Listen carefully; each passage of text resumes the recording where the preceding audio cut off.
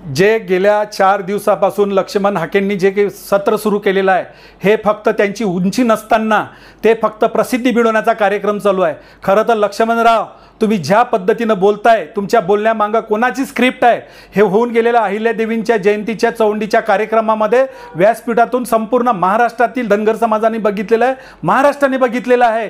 तुम्ही हे स्वतःची उंची वाढवण्यासाठी जर अजितदादासारख्या सकाळी 6 वाजतापासून तर रात्री 12 वाजेपर्यंत काम करणाऱ्या नेत्यावर जर तुम्ही चिखलफेक आणि प्रतिमा मलिन करण्याचं काम करत असाल तर कदापि महाराष्ट्रात अजितदादांबद्दल कोणत्याही पक्षाचा सामाजिक कार्यकर्ता असेल, कोणी पदाधिकारी असेल, तो सहन करणार नाही। अजितदादांनी धनगर समाजासाठी काय केलं हे जर तुम्हाला अभ्यासाचं असेल तर शेळीमेंढी विकास महामंडळाला 129.55 कोटी रुपये दिलेले आहे।